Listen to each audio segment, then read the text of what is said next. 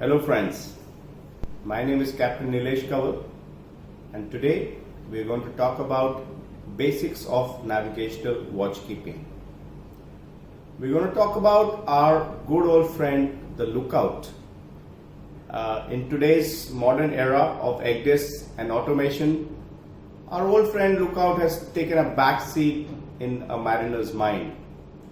But believe me, despite the advancement in bridge navigation equipments, ships still land up in collisions and groundings, and the root cause of these groundings, most of these groundings, is still an improper lookout. When I was a cadet, one of my masters actually asked me, Nilesh, what do you think a good navigational watchkeeping practice is? That led me thinking, and the only answer I was able to come up with was rule number 5, lookout. So what does rule number 5 lookout says? Every vessel shall at all times maintain a proper lookout by sight, hearing, and all available means appropriate to the prevailing circumstances, so as to make a good appraisal of the situation and of the risk of collision. Gentlemen, isn't that we do on the bridge? Isn't that the whole encompassing thing about a lookout? So, now it's time to think, what can hamper a good lookout? We all know it's important. We all know it's the backbone of a navigation watch. But still, there are many instances where an improper lookout had led to a collision, a grounding, a close quarter situation, a near miss, so on and so forth. So what are the things which hamper our lookout? Number 1, administrative work, logistical work being done on the bridge, and lookout takes second priority. We all carry our mobile phones, laptops when we go on board. And unfortunately, some of us even carry it on the bridge. There have been many occasions where vessels have collided with fishing vessels because the bridge music was too loud, the bridge team was engaged in watching a movie, the fishing vessel kept on sounding sound signal, but which was not to be heard of, which resulted in a collision. Gentlemen, we need to be away from these barriers for lookout.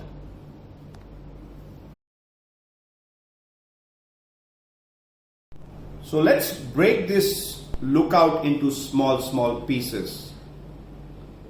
It says lookout should be kept by sight. What does that mean?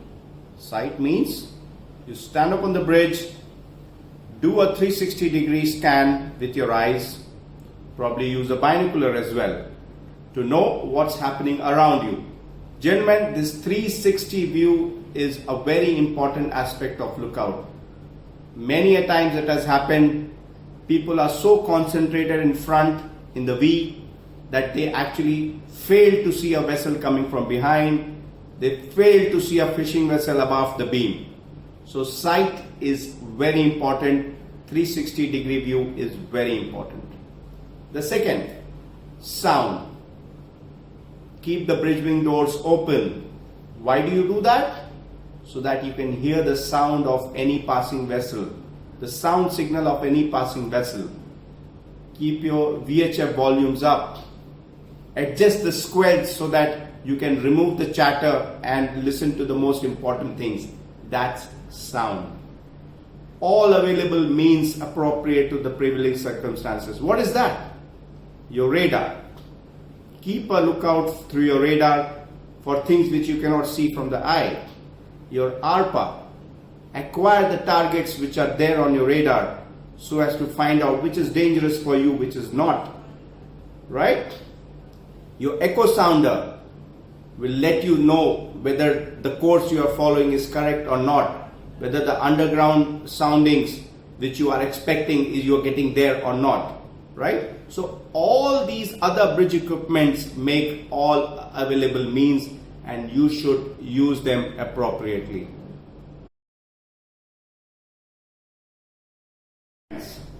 we conclude by saying, we will commit ourselves to keep a good lookout. We are not making this commitment to anybody else. We are making this commitment to ourselves. We will keep a good lookout at all times by sight, hearing, and all available means appropriate to the prevailing circumstances, so that these barriers of lookout never come and hamper our lookout. This will lead us to safer ships, cleaner seas. Good watch and bon voyage.